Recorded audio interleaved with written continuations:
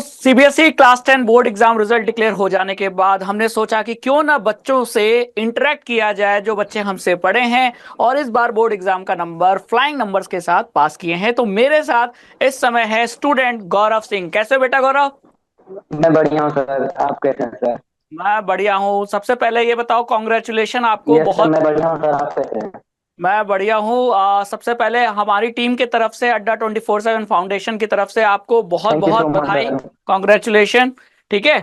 तो आप ये बताओ, देखो बेसिकली हम ये कनेक्ट करना चाह रहे हैं कि आपकी थैंक जो यू सो साल मच भर सर। की जर्नी थी वो कैसी रही, पेरेंट्स का एक्सपेक्टेशन कैसा था, और हमसे पढ़ना कब शुरू किया, क्या क्या यस आपको सर। बेनिफिट्स मिले हमसे, है ना? तो इस पे हम वन बाय वन आपसे चर्चा करेंगे। तो सबसे पहले ये बताओ, आप कहाँ के रहने वाले हो गौरव? यूपी के भदोही जिले से आता हूँ सर। ओके, यूपी के भदोही जिले से, बहुत बढ़िया। सर मैं तो यूपी के भदोही जिले से आता हूँ सर। ओके बेटा, तो सबसे पहले ये बताओ कि जब आप क्लास 10th में आए थे तो क्लास 10th के बारे में कैसे पढ़ना है, क्या पढ़ना है, कहाँ से आइडिया मिला, और कैसे फिर आपने हमारे लेक्चर को देखना शुरू किया? सर एक्चुअली मेरी स्कूल की दीदी थी, दीपा शुक्ला नाम की। उन्होंने यहाँ पर श्रेष्ठ बैच ज्वाइन किया हुआ था पहले। ओके। यस सर, तो दीदी ने मुझे सजेस्ट किया था कि रामेश सर बहुत बढ़िया पढ़ाते हैं। सर अच्छा। तब मैंने यहाँ पर चैनल देखा, अड्डा 247। अच्छा। यस सर, मैंने वहाँ से सर रेगुलर आपसे पढ़ाई की थी सर। अच्छा, रेगुलर रहे आप, मतलब यूट्यूब पे रेगुलर रहे हमसे। यस और सर। रेगुलर रहने का सबसे बड़ा फायदा क्या मिला बेटा? यस सर, रेगुलर रहने का सबसे बढ़िया फायदा मिला एजुकेशन में। मतलब मैं जब पढ़ाई करता तो सर कंसिस्टेंसी नहीं बन पाती थी। आपके अच्छा। साथ सर इंटरेक्शन होता था, प्लस आप सवाल पूछते थे, क्वेश्चन पूछते थे। उससे सर मेरा इंटरेक्शन बढ़ने लगा स्टडी की तरफ, और सर कंसिस्टेंसी डेवलप हो गया, जिसकी वजह से सर मैं बढ़िया मार्क्स पा सका आप लोग की वजह से सर। अच्छा, तो यहाँ आपने एक बहुत अच्छी बात कही है जो आपके जूनियर्स को भी मैं कहूंगा कि उसको जरूर फॉलो करें, कि कंसिस्टेंसी की, डेली पढ़ना है। भले ही कम पढ़ना है लेकिन डेली पढ़ना है, और अपने एनसीईआरटी सिलेबस के हिसाब से पढ़ना है। न्यूमेरिकल्स भी, यस सर। डायग्राम भी, एनसीईआरटी एक्टिविटीज भी। अच्छा, तो अगर आप जब स्कूल जाते यस थे तो सर। स्कूल में कंसेप्ट क्लियर नहीं होते थे क्या गौरव?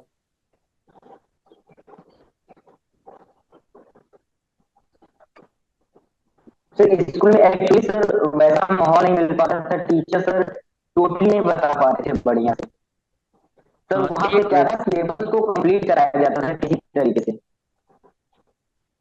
हेडफोन निकलवा दूं गौरव? हाँ ओके सर। गौरव, एक बार हेडफोन निकाल देना आप एक बार, वॉइस क्लियर नहीं आ रही है।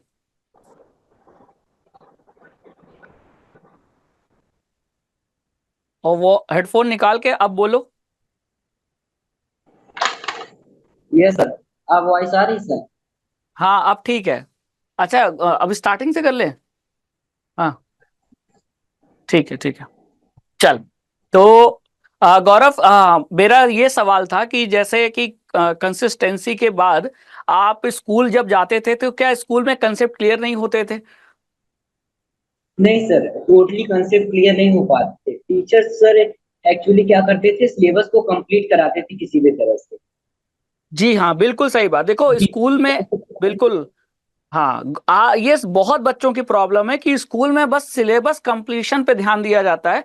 बच्चों को कितना समझ में आया यस। ये कोई चेक करने वाला नहीं है। क्लास टीचर भी इस पे कोई बहुत यस। ज्यादा फोकस नहीं रखता है। और ये आपने बिल्कुल सही बात की, और तभी बच्चा कोचिंग की तरफ भटकता है ना? ऑनलाइन कोई दूसरा यस सोर्स देखता है। और फिर आपने भी जब दूसरा सोर्स देखा होगा, आपको लेक्चर मिले, मेरे लेक्चर मिले। अच्छा, मेरे लेक्चर के साथ साथ आपको बाकी फैकल्टीज के भी लेक्चर मिले, तो आपको हर यस सब्जेक्ट में सर। सपोर्ट मिला होगा प्रिंस गौरव। सर। अच्छा। हाँ, प्रिंस सर के यस मैथ्स सर। के और लेक्चर मिले होंगे। बिल्कुल। और निधि मैम सर इंग्लिश और लेक्चर्स कॉपी। अच्छा निधि मैम के ऑल इंग्लिश के लेक्चर आपको काफी हेल्प मिले होंगे। हाँ, क्योंकि इंग्लिश के लिए सोर्स यस। नहीं है ना?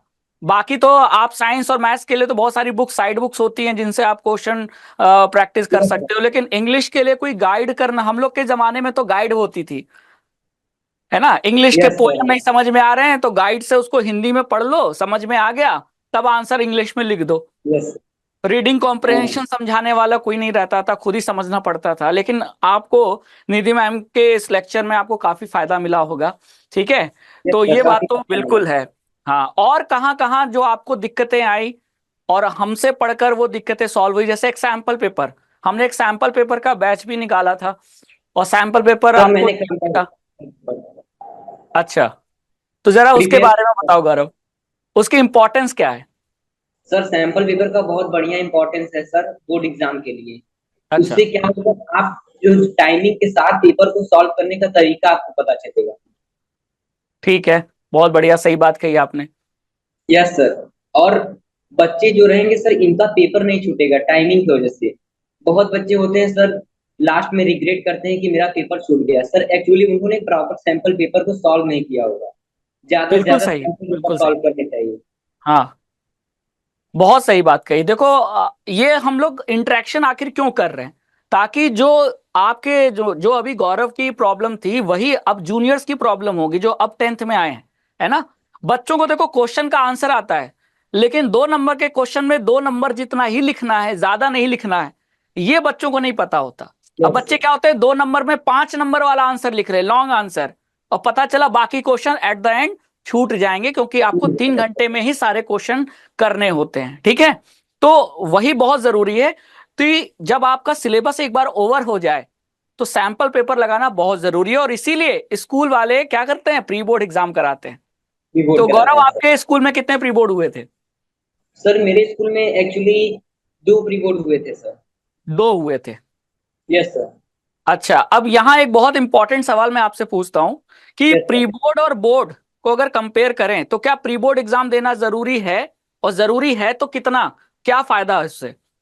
Sir actually pre board exam देना जरूरी होता है सर, इससे आपको पता चलता है कि आपकी प्रिपरेशन कितनी हो चुकी है। बहुत बढ़िया। यस सर, इससे क्या होगा, प्रिपरेशन का पता चलेगा और आपको बोर्ड एग्जाम का पैटर्न मालूम होगा, किस तरीके से पेपर में क्वेश्चन पूछे जाते हैं, हाँ कितने आंसर लिखने होते हैं कितने लाइंस में। हाँ, ये यस बात सर। तो सही है। हाँ, टाइम मैनेजमेंट सिखाता है आपको।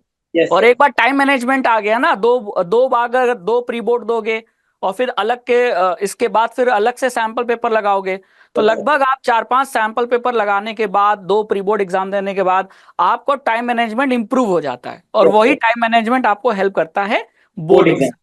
बिल्कुल सही। अच्छा, एक गौरव ये बात मैं पूछना चाहूंगा, जब आपने पढ़ाई स्टार्ट की तो सीरियसली पढ़ाई कब से स्टार्ट की थी, किस मंथ से। सर क्या सर? मैं पूछ रहा हूं कि आपने सीरियसली क्लास 10th के लिए पढ़ना कब, किस मंथ से स्टार्ट किया था, क्योंकि अभी समर वेकेशन चल रहे हैं, और बच्चे ना अक्सर जब उनका मिड टर्म आता है अगस्त सितंबर के आसपास वो सीरियस होते हैं, जबकि नहीं सर। अप्रैल से सेशन स्टार्ट हो जाता है। Yes sir. तो ये अप्रैल से जो सर अगस्त मैंने तक पहले या से ही ज्वाइन सितंबर तक किया। के बीच का समय है, ये बच्चा यहाँ सीरियस नहीं रहता, और उसका असर उसको लास्ट में प्रॉब्लम करता है कि उसको अपना बैकलॉग बन जाते हैं, और यस। बैकलॉग ने वो क्लियर नहीं कर पाता। तो इस पे आप जरा थोड़ा गाइड करो आपके जो जूनियर्स है, प्रेजेंट क्लास 10th के जो बच्चे हैं उनको। सर मैं अपने जूनियर से ये सजेस्ट करना चाहूंगा कि आप रेगुलर अप्रैल से ही बैच या फिर अपने स्टडीज को प्रॉपर कर लीजिए। कंसिस्टेंसी अपने अंदर डेवलप कीजिए, ज्यादा से ज्यादा टाइम बैठने का, प्रिपेयर करने का। और और सर शुरू से ही हमें ज्वाइन ज्वाइन अगर हम किए रहेंगे, अपने कंसिस्टेंसी भी बढ़िया रहेगी, तो सर लास्ट में बोर्ड एग्जाम में उसका बेनिफिट होगा हमें। बिल्कुल बिल्कुल, और आप, मुझे लगता है कि आप अपने काफी जैसे आप आगे चलोगे, सिलेबस के हिसाब से आगे चलोगे, यस सर, आप है ना। आगे भी चलेंगे और आपको कॉन्सेप्ट क्लियर भी होते जाएंगे। हाँ, ये बात तो है, क्योंकि अक्सर यहाँ क्या होता है, ये सभी बच्चों की प्रॉब्लम है, जैसे आप भी देख रहे होगे गौरव, अभी समर वेकेशन है, अभी कोई भी क्लास 10th का बच्चा सीरियसली पढ़ाई नहीं कर रहा होगा। Yes sir. आई थिंक उसने अभी हर सब्जेक्ट का पहला चैप्टर भी ठीक से नहीं पढ़ा होगा, और पढ़ा होगा तो क्वेश्चन प्रैक्टिस नहीं कर रहा होगा, है ना, बस पढ़ लिया।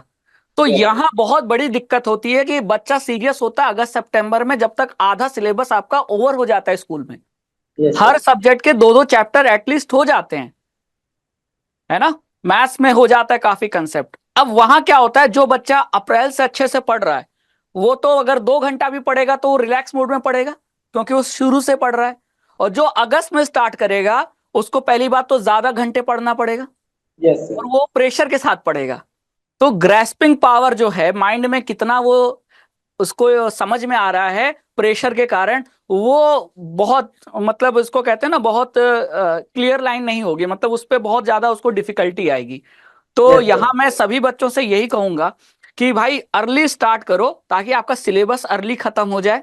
और सिलेबस अर्ली खत्म हो गए तो प्री बोर्ड के लिए अच्छे से पढ़ोगे। प्री बोर्ड में अगर 2-3 महीना आपने अच्छे से पढ़ लिया, सैंपल पेपर लगा लिया, तो आपका पूरा सिलेबस मतलब कई बार रिवाइज हो चुका होगा। और तब आप बोर्ड एग्जाम में ना बिल्कुल कॉन्फिडेंटली एंटर करोगे और तब आसानी से मोर देन 90% नंबर लाए जा सकते हैं। फिल कर सकते हैं सर। है ना गौरव? Yes sir. अच्छा अच्छा, अब ये बताओ जैसे आपने मेरा सेशन देखा तो आपको न्यूमेरिकल्स में बच्चों को बहुत प्रॉब्लम आती है, लाइट के न्यूमेरिकल्स हुए, इलेक्ट्रिसिटी के न्यूमेरिकल्स हुए, है सर ना? आपने सही कहा सर, मुझे लाइट्स के न्यूमेरिकल में दिक्कत हो रहे थे सर। आपने हाँ जो ट्रिक्स बनाए थे हाइपरमेट्रोपिया की और मायोपिया की, हाँ वी हाँ। और यू को पता करने का सर, वो आपका बहुत बढ़िया था सर, उससे मुझे बहुत हेल्प मिला न्यूमेरिकल सॉल्व। अच्छा मतलब लाइट देखो, इलेक्ट्रिसिटी तो तब भी थोड़ा आसान पड़ जाता है, सीरीज पैरेलल और ओम्स लॉ। लेकिन जो लाइट के न्यूमेरिकल्स है वो सच में बहुत कंफ्यूजिंग होते हैं। और ये आपका नहीं बेटा, ये हर साल जो बच्चा क्लास 10th में आता है उसे लाइट के न्यूमेरिकल्स और क्या कहते हैं ह्यूमन आई वाले चैप्टर के जो न्यूमेरिकल्स है उसमें दिक्कतें आती हैं। साइन का पहली बात तो कंफ्यूजन होता है। यस और सर। मैं वही चीज समझाता हूं, हर बार बच्चों को समझाता हूं कि लाइट चैप्टर के जो बेसिक्स है ना वो क्लियर करो तो न्यूमेरिकल्स में कभी भी दिक्कत नहीं आएगी। है ना? और यस। आई थिंक, और इसीलिए मैं कहता हूं कि इस सेशन को आप जब भी पढ़ो तो कंसेप्ट देखो, एनसीईआरटी पढ़ना नहीं है केवल। कई बच्चे होते हैं एनसीईआरटी पढ़ लेते हैं। नहीं अब सर। एनसीईआरटी में लिखा है कि मैग्निफिकेशन का जब साइन माइनस होगा तो रियल इमेज होगी, लेकिन वो क्यों होगी ये कैसे किसी को नहीं पता। तो थोड़ा डीप में जाना जरूरी है। और तो गौरव सिंह, कॉन्सेप्ट समझना बहुत जरूरी है सर। बिल्कुल, और आई होप कि गौरव आपने एनसीईआरटी अच्छे से पढ़ी होगी और एक बार नहीं कई बार पढ़ी होगी। यस सर, मल्टीपल कितने टाइम्स। बार एटलीस्ट हर चैप्टर कितने बार पढ़ा होगा साइंस में? सर एक्चुअली हर चैप्टर्स को मैंने 3 बार पढ़े थे।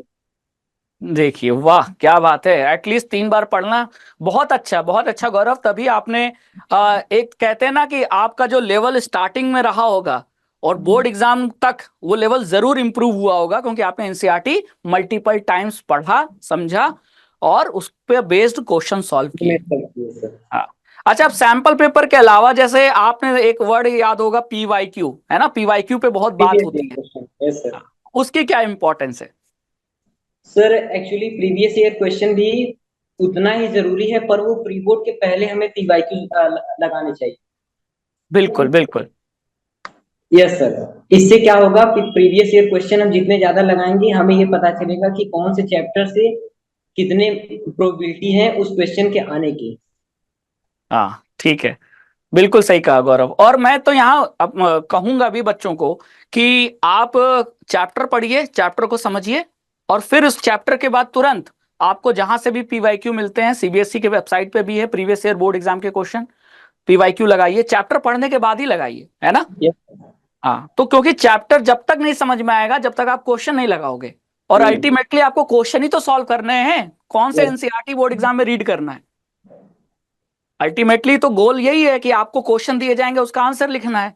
यस तो यू आर आंसर राइट। लिखने के लिए कंसेप्ट क्लियर करो, कंसेप्ट क्लियर करने के बाद आंसर लिखने की प्रैक्टिस करो। है कि नहीं गौरव? Yes sir. हाँ, तो गौरव जैसे जब आपने हमसे पढ़ाई स्टार्ट की तो हमारा जो सैंपल पेपर था वो आपको कैसा लगा, उसका लेवल कैसा लगा? सर सैंपल पेपर का लेवल काफी अच्छा था सर, उससे मुझे बहुत बोर्ड एग्जाम में हेल्प मिला। अच्छा, और हमने सैंपल पेपर का लाइव सोल्यूशन भी कराया था। Yes sir. उससे हाँ और मेरे न्यूमेरिकल्स क्लियर हो रहे थे, न्यूमेरिकल्स में जिस जगह दिक्कत आ रही थी वो सर आपने सॉल्व किए, तरीका बताया कैसे किया जाएगा। हाँ, मुझे याद है, अभी भी याद आता है कि जब भी हम सैंपल पेपर में कराता था तो आप जरूर आते थे गौरव। यस सर, मैं प्रिया कुमारी पांडे। हाँ हाँ हाँ, तो आप आते थे और आप डाउट भी पूछते थे। यस और सर। मैंने सैंपल पेपर में डाउट सेशन भी लिया था। यस सर, लिए थे आप 2 सेशन लिए थे, फिजिक्स और हाँ बायो। हाँ, फिजिक्स का भी और बायो का भी डाउट सेशन लिया था। बायो का इसलिए डाउट सेशन, उस समय क्या कहते हैं हमारी मैम अवेलेबल नहीं थी, वो हेल्थ इश्यूज थे, यस तो सर। शिप्रा मैम, तो बायो का सेशन लिए थे। लेकिन मुझे ये था कि जो बच्चा डाउट पूछ रहा है इसका मतलब वो इंटरेस्ट ले रहा है, कंसेप्ट समझ रहा है। हाँ, कंसेप्ट समझने में अगर 10 चीजें समझ में आ रही हैं तो 2-3 चीजें हो सकती हैं जो समझ में ना आए, और ये यस। इसी को क्लियर करना हर स्टूडेंट का काम होता है। Yes sir. हाँ, और जब आपके डाउट क्लियर होते होंगे तो कैसा लगता है गौरव? बहुत बढ़िया लगता था जब डाउट क्लियर हो जाते थे, सवाल भी डाउट क्लियर कर, काफी। हाँ बिल्कुल, डाउट क्लियर करने के बाद जब आप क्वेश्चन लगाते होगे और क्वेश्चन बन बहुत। जाता होगा तो लगता यस। होगा हाँ अब समझ में आ गया। हम्म। हाँ चलो बढ़िया है। आपके पेरेंट्स कैसे हैं? आपके पेरेंट्स आपके नंबर से खुश हैं? यस सर, पेरेंट्स खुश हैं। पेरेंट्स का मानना है कि सर परसेंटेज आपको डिसाइड नहीं करते, आपके नॉलेज मायने रखते हैं, आप कितना बिल्कुल। ज्यादा गेन कर रहे हैं। हाँ, देखो परसेंटेज, देखो अपनी मेहनत पे फोकस रखो, यस मेहनत सर। के हिसाब से ही रिजल्ट आता है। ठीक है। हाँ। अब मेहनत करके आप 70% लाए, 80% लाए, 90% लाए, वो बात की चीज है ना?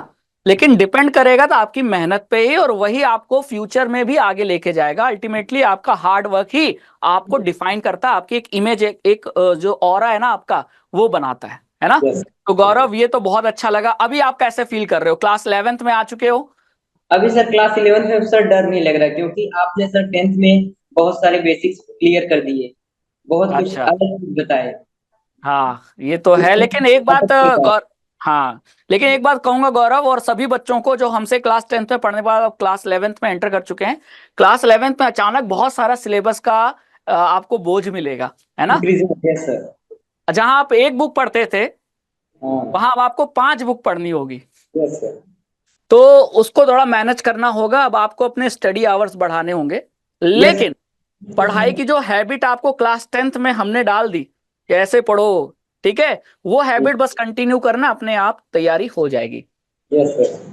हाँ, और डेली पढ़ना बहुत जरूरी है, और यही मौका होता है कि एक्चुअली जैसे होता है कि भाई अभी मैं क्रिकेट को इससे जोड़ के देखता हूं कि जो सेलेक्टर्स होते हैं कि प्लेयर की परफॉर्मेंस देखते हैं ग्राउंड पे वो कैसा खेल रहा है, और तब उसे टीम में सेलेक्ट करते हैं।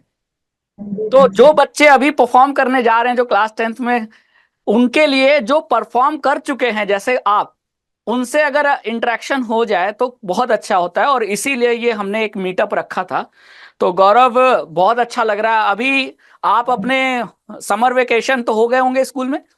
Yes sir. हाँ, तो अभी कैसे एंजॉय कर रहे हो समर वेकेशन को? समर वेकेशन में सर मैं अपने बेसिक्स को 11th के लिए बेसिक हम्म। मैथमेटिक्स प्लस सर अपने सिलेबस पे ही अभी जोर दे रहा हूँ थोड़ा बहुत। अच्छा, इंजॉयमेंट चल रहा है, सिलेबस भी चल रहा है अपना। तो आपने साइंस स्ट्रीम लिया है, पीसीएम साइड? Yes sir. अच्छा, तो आगे क्या करना है गौरव? फ्यूचर में क्या सोचा है? फ्यूचर में सोचा सोचा है सर मैंने एसएससी सीजीएल सर। बहुत बढ़िया, एसएससी सीजीएल की तैयारियां अच्छा है, गवर्नमेंट जॉब अच्छी है, उसमें अच्छे अच्छे पोस्ट हैं। जीएसटी इंस्पेक्टर है, इनकम टैक्स इंस्पेक्टर है, और यस सर। क्या कहते हैं, इन्फोर्समेंट ईडी में भी है, सीबीआई इंस्पेक्टर है, और डबल एओ है, बहुत अच्छे पोस्ट हैं। तो यस। बिल्कुल आपको गौरव सिंह, बिल्कुल हमारी टीम के तरफ से बिल्कुल बेस्ट ऑफ लक। और आप अड्डा थैंक से यू सर। जुड़े रहेंगे तो आपको एसएससी की तैयारी करनी होगी, तो भी हमारा चैनल बना हुआ है, यस हमारा सर। वर्टिकल है एसएससी अड्डा 24/7, है यस ना? सर। तो हमारी एक पूरी टीम है, हर एग्जाम के लिए हमने एक टीम बना के रखी है। और जो आपके लाइफ में कहीं ना कहीं आप जब किसी भी कॉम्पिटिटिव एग्जाम में तैयारी करोगे, 11th पढ़ोगे, 12th पढ़ोगे, आगे चल के अगर आप सीयूटी का एग्जाम दोगे, तो हमारी पूरी एक टीम बनी हुई है, हर मोड़ पर स्टूडेंट का हम साथ देते हैं। और ये बहुत बड़ी बात है, हम स्टूडेंट को एक बार अगर उसका हाथ पकड़ लेते हैं तो जब जब उसकी पढ़ाई में दिक्कत आएगी, जब जब उसको प्रिपरेशन का सोचना पड़ेगा, तो अड्डा 24/7 उसके साथ खड़ा रहेगा। Yes sir. हाँ, तो गौरव बिल्कुल सही बात है। और क्लास 10th में एक चीज ये भी होता है ना कि बच्चे स्ट्रेस में आ जाते हैं, पढ़ते पढ़ते स्ट्रेस में आ जाते हैं, क्योंकि उनके ऊपर पेरेंट्स की तरफ से एक 90% का प्रेशर डाला जाता है। यस क्या सर। आपके ऊपर 90% का प्रेशर डाला गया था गौरव? नहीं सर, 90% का प्रेशर नहीं था। अच्छा, तो कम से कम आप प्रेशर फ्री होकर पढ़ाई कर रहे थे। Yes sir. लेकिन कई बच्चों के साथ होता है ऐसा कि उनपे एक सोसाइटी का कह लो, फैमिली का, कि 90% से ज्यादा लाना है, लाना है। यस तो सर। उस चीज में बच्चा टैलेंटेड होता है, हार्ड वर्किंग होता है, लेकिन स्ट्रेस में वो परफॉर्म नहीं कर पाता। परफॉर्म नहीं कर पाता सर। तो गौरव आप बताओ कि बच्चों को क्या करना चाहिए। हम तो गाइड करते ही हैं, लेकिन आप भी अपने एंड से अगर करोगे तो वो ज्यादा एक्चुअल रियल वर्ड लगेगा बच्चों को। Sir according to my point of view sir, जो बच्चे 90% से ऊपर लाना चाहते हैं सर, उन्हें रेगुलर स्टडी प्लस कंसिस्टेंसी बनाकर रखनी होगी। अच्छा, यस मतलब सर। डेली पढ़ना जरूरी है। यस सर, डेली थोड़ा पढ़ना। पढ़ो लेकिन डेली पढ़ो। Yes sir. ठीक है। और और साइक्लिंग सर इम्पोर्टेंट है। हाँ, मतलब आपका कुल मिला के गौरव से 2 पॉइंट निकल कर आ रहा है, जो आप सभी बच्चों को जो क्लास 10th में अभी एंटर किए हैं वो जानना जरूरी है कि डेली पढ़िए। थोड़ा ही पढ़िए लेकिन डेली पढ़िए, और पढ़ने के बाद उस कंसेप्ट पर, उस टॉपिक पर क्वेश्चन जरूर लगाइए। Yes sir. तो आप अगर क्वेश्चन लगाएंगे, अब इसमें एक चीज और आता है गौरव, यस सर। कि क्वेश्चन लिख दे, क्वेश्चन का आंसर लिख देने से काम नहीं बनेगा। आंसर टू द पॉइंट और आंसर अट्रैक्टिव लिखना बहुत जरूरी यस सर, है ऐसे ही ना। मैंने एग्जाम में लिखा था sir.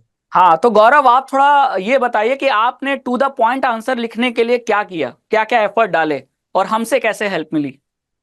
Sir to the point, जैसे आपने आंसर, आप आंसर सर बोर्ड पे लिखते थे, हम्म। सैंपल पेपर जब सॉल्व कराते थे सर, हाँ वहां से मैंने कुछ कलेक्ट किए, कुछ सर एनसीईआरटी के लाइंस कलेक्ट किए, वहां से समझे, हाँ।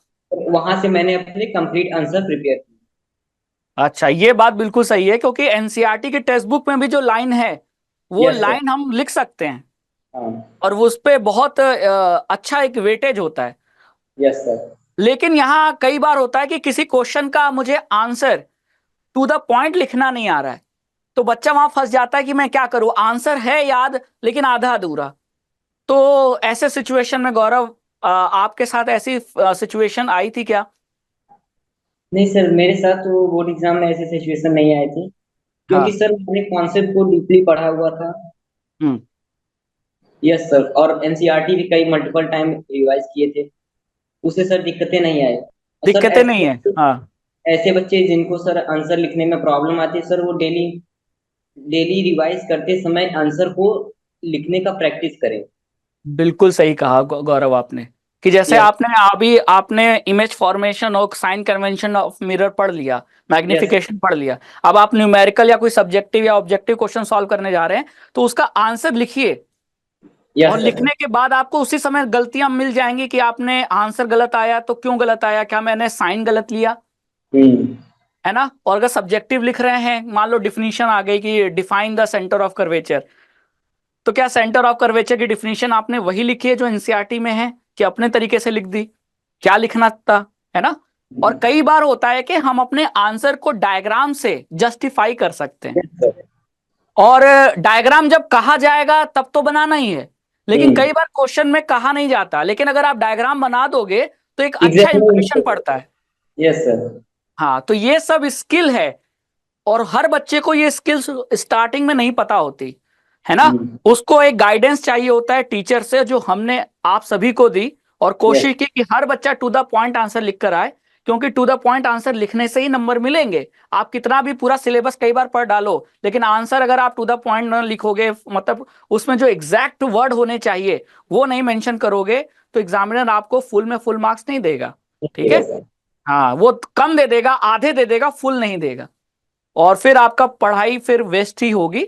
तो इसीलिए टू द पॉइंट आंसर लिखना बहुत जरूरी है। इसमें आपको हेल्प करेगा, पहली बात तो जैसे आपने बोला कि जैसे न्यूमेरिकल होता है, मैंने आपको टिप्स भी दिया था, और सभी बच्चों को मैं कहता हूं कि जैसे न्यूमेरिकल दिया है, न्यूमेरिकल में अगर 5 नंबर के क्वेश्चन में न्यूमेरिकल आ गया, है ना, तो पहले लिखो गिवन, फिर हम्म। जो फॉर्मूला अप्लाई कर रहे हो वो फॉर्मूला लिखो, बाय यूजिंग फॉर्मूला, लेंस या मिरर या जो भी है।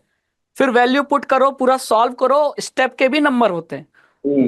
स्टेप और मार्किंग बहुत हाँ, इंपॉर्टेंट है। और स्टेप वाइज सॉल्व करके लास्ट में आंसर निकालो, और आंसर को बॉक्स में बंद कर दो, ताकि एग्जामिनर जब आपकी कॉपी चेक करे तो उसको सीधे दिख जाए। पहले वो आंसर चेक करता है, एग्जामिनर क्या करता है, आंसर चेक करता है। आंसर। आंसर चेक है तो ठीक है, तब स्टेप देखेगा वो।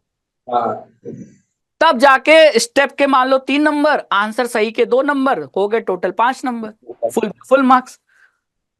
लेकिन ये चीजें ना समय के साथ आती है। Yes sir.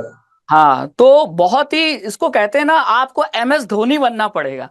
क्यों हम्म। करो, यस सर। विकेट के पीछे हैं, मतलब बोर्ड एग्जाम के पीछे खड़े हैं, लेकिन बोर्ड एग्जाम की हर प्लानिंग आपके दिमाग में होनी चाहिए पहले से। अभी आप ये बोर्ड एग्जाम का मैच जीतोगे, ICC का टूर्नामेंट जैसे MS धोनी जीतते थे, आप भी जीतोगे, है कि नहीं? Yes sir. हाँ, और गौरव, आपके फ्रेंड सर्कल में जब आपने मतलब अच्छा परफॉर्म किया होगा स्कूल में भी, प्री बोर्ड में भी, और फिर बोर्ड एग्जाम में भी, तो एक इम्प्रेशन अच्छा पड़ा होगा। अब आपके दोस्त आपसे जरूर पूछते होंगे कि भाई कैसे सैंपल पेपर लगा लिया, कैसे, कहाँ से क्या पढ़ा, मुझे भी यस सर। बताओ। यस सर, फ्रेंड सर्कल में पूछते थे। अच्छा, तो आप उनको क्या कहते थे फिर? कहाँ से पढ़ा? The one and only sir, Raghavendra sir, अड्डा 247। अच्छा, नहीं ठीक है, बढ़िया है। मतलब ये हुआ कि हमको ये अच्छा लगा कि आपने अगर हमसे पढ़ा तो आपकी पढ़ाई में इम्प्रूवमेंट हुई। Yes sir. और बच्चा अगर इम्प्रूव कर रहा है, अपनी मेहनत कर रहा है, तो यही तो चाहिए, डेडिकेशन, है कि नहीं? यस। बिल्कुल। तो अब आप फ्यूचर में, आप आपने प्लानिंग कर ली है, ये बहुत अच्छी बात है, लेकिन क्लास 11th में मैं चाहूंगा कि आप अच्छे से पढ़ें जैसे आपने क्लास 10th में पढ़ा था, ठीक है? यस। और जूनियर के लिए एक सिंपल सीधा साधा मैसेज क्या देना चाहेंगे, जो बच्चे अभी भी पढ़ना स्टार्ट नहीं किए? अभी मई चल रहा है, अभी जून आ जाएगा, समर वेकेशन चल रहा है, समर वेकेशन में कोई बच्चा नहीं पढ़ता, है ना? 10-15 दिन तो वो वेस्ट करता ही है। आपका सीधा साधा है, कैसे पढ़ना स्टार्ट करना चाहिए? सर उन्हें सबसे पहले सर, मेरे हिसाब से उन्हें सर एनसीईआरटी पढ़नी चाहिए डेली। ठीक है। डेली एनसीईआरटी पढ़नी चाहिए सर, उस पे न्यूमेरिकल्स लगाने चाहिए। और सर ओके। उन्हें पढ़ने सर स्टार्टिंग से ही स्टार्ट करना पड़ेगा। अदरवाइज लास्ट में उनके ऊपर ज्यादा वेटेज आ जाएगा, प्रेशर आ जाएगा सर, वो उस प्रेशर के में काम नहीं कर पाएंगे बराबर। हाँ, मतलब आप बैलेंस, तो हाँ, पढ़ाई को बैलेंस करके चलना पड़ेगा। मतलब आप एक प्लानिंग कर लीजिए कि इस महीने में मैं इस सब्जेक्ट के इतने चैप्टर खत्म कर दूंगा। एक एक चैप्टर भी आप प्लान करके चलेंगे तो हो जाएगा। प्रॉपर एक या स्ट्रेट दो टू चैप्टर। हाँ, तो जैसे एक महीना में आपने प्लानिंग कर ली कि जून में कि मैं मैथ्स के 2 चैप्टर, साइंस के 2 चैप्टर, सोशल के 2 चैप्टर, ऐसे कैसे निपटा दूंगा। यस तो सर। एक टारगेट लेने पे क्या होता है ना, आपके ऊपर थोड़ा सा प्रेशर आता है तो आप पढ़ने बैठते हो। और जब आप टारगेट ही नहीं लोगे अपना, तो आपको पता ही नहीं कि मुझे कुछ करना भी है, जीवन में कोई टारगेट ही नहीं है, तो आप रिलैक्स मोड में रहोगे। यस ठीक सर। है। ठीक है, माना समर वेकेशन है, लेकिन ये समय दोबारा नहीं मिलेगा। नहीं मिलेगा सर। हाँ, ये वेस्ट चला गया, तो जितना टाइम डिले होता जाएगा उतना कम समय में उतना ज्यादा पढ़ना पड़ेगा, और यस। तब आपको प्रेशर में पढ़ाई हो नहीं पाती है अधिकतर बच्चों से। अच्छा, ये गौरव सिंह, आपका जो बोर्ड एग्जाम था उसके पहले 4-5 दिन पहले और बोर्ड एग्जाम के बीच के गैप्स में आपने कैसे पढ़ाई की थी? सर बोर्ड एग्जाम के 4-5 दिन पहले सर, जो भी मतलब, जैसे पहला पेपर हिंदी का था सर, हाँ। 21st। हाँ। उससे पहले सर हिंदी के लेक्चर्स मैं देखता था, हिंदी के खासकर टीचर्स नहीं मिले वैसे। हाँ। हाँ तो सर मैंने अपने से प्रिपेयर किया, वन शॉट देखे कुछ उस पे सर, हिंदी ग्रामर थोड़ा सर पढ़ा, ठीक है। बुक फिर? Reading sir. अच्छा। यस सर, ऐसे मैंने हिंदी का प्रिपरेशन किया। और सर बीच में जो गैप्स मिलते थे सर, मैंने उनको फालतू नहीं जाने दिया, उनको भी अगले जो बोर्ड एग्जाम का पेपर था सर उनसे रिलेट करके पढ़ा। अच्छा, तो गैप्स आपको इस बार कैसे मिले थे, कि मतलब एनफ थे, काफी थे वो सर इतने दिन के गैप? गैप इनफ थे सर। अच्छा, मतलब आपको अगर 2-3 दिन का gap is more than enough for revising the whole syllabus. Yes sir, it's enough. हाँ, तो क्योंकि अगर आपने सिलेबस पढ़ रखा है अच्छे से, कई बार सैंपल पेपर लगा रखा है, PYQ लगा रखा है, तो बोर्ड एग्जाम के पहले अगर आपको 2-3 दिन का भी गैप मिल जाता है तो वो बहुत है, एनफ यस। है ना? तो बच्चे अक्सर घबरा जाते हैं, एडमिट कार्ड आते ही सबसे ज्यादा जो घबराहट होती है बच्चों में होती है कि अब क्या, अब तो एडमिट कार्ड आ गया, अब क्या होगा? अरे कुछ नहीं होगा, साल भर जो मेहनत की है वैसा ही होगा। यस सर, मैं भी सर बीच में घबरा गया था, लेकिन फिर आपने सर समझाया था उस समय, तब मैंने कहा ठीक है सर। हाँ बिल्कुल। तो मैं हमेशा बच्चों से यही कहता हूं कि घबराने से अच्छा है पढ़ाई पे ध्यान रखो। Yes sir. क्योंकि जब जितना पढ़ोगे, जब चीजें समझ में आएगी ना, अंदर का कॉन्फिडेंस बढ़ेगा और घबराहट अपने आप वापस दूर हो जाएगी। सर। हाँ, और जितना घबराते रहोगे, डर तो वही है, डर का काम ही डराना है। और जो डर गया सो मर गया, वही चीज है खल्लास गेम, है ना। यस। हाँ, तो गौरव बहुत अच्छा लगा कि आपने हमारे प्लेटफॉर्म से पढ़ा, हमसे पढ़ा, मुझसे फिजिक्स पढ़ी, बायो पढ़ा, और आपने बोर्ड एग्जाम में अच्छा परफॉर्म किया। तो यस। इससे आप तो खुश हो, हम बहुत खुश हैं कि चलो यस। हमसे पढ़े हुए बच्चे बहुत अच्छा बोर्ड एग्जाम में कर रहे हैं। और आपको मतलब ऑल द बेस्ट, फ्यूचर में बहुत अच्छा करना। और थैंक यू कभी सो भी मच। आपको गाइडेंस की जरूरत पड़ेगी तो अड्डा 24/7 आपको हर उम्र के हर पड़ाव पर आपका मदद करेगा, जब तक आप अपना कैरियर नहीं बना लेते। Yes sir. थैंक यू ठीक। सर। तो Gaurav, thank you so much connect करने के लिए। आपसे थैंक यू बातचीत सर। करके बहुत अच्छा लगा। और हमने ये बोला भी था, मैं चैनल पे मैंने आपसे भी बात की थी तो आपको भी बोला था कि ये जो कन्वर्सेशन है, ये कन्वर्सेशन हम अपने चैनल पे भी लेकर आप आएंगे, यस अपलोड करेंगे शॉर्ट्स के फॉर्म में, वीडियोस के फॉर्म में। उसका मकसद यही है कि एक मैसेज जाए उन बच्चों को जो अभी क्लास 10th में हैं, और यस। वो कहाँ गलती कर रहे हैं, या जो उनके सीनियर जैसे आप लोग ने जहां गलती की, वो गलती वो रिपीट ना करें, यस सर। है ना। तो बहुत बढ़िया, thank you so much Gaurav. Thank आपको हमारी टीम की तरफ से ऑल द बेस्ट, फ्यूचर में अच्छा परफॉर्म करना। थैंक यू और सर। क्लास 11th के लिए भी हमने बैच लॉन्च कर दिया है। तो जो बच्चे क्लास 11th तक पहुंच गए हैं, उनको लिए भी, हमारे लिए मतलब उनके सपोर्ट के लिए भी हमने बैच लॉन्च कर दिया है। तो ओवरऑल हम हमेशा आपके साथ रहेंगे, और आपको हर सिचुएशन में, जब तक आप एक अच्छा कैरियर नहीं बना देते, हमारी टीम आपके साथ रहेगी, है ना। यस। आप अगर फ्यूचर में 11th 12th में भी पहुंच जाओ, लेकिन अगर कोई लाइफ में कोई प्रॉब्लम आती है पढ़ाई से रिलेटेड, तो आप हमसे जरूर कनेक्ट हो सकते हो, ठीक है। यस चलो sir. Gaurav, thank you so much बेटा। थैंक यू मिलते सो मच रहेंगे, सर। बातचीत करते रहेंगे। Thank you so much. Thank you sir. Okay बेटा, नमस्कार।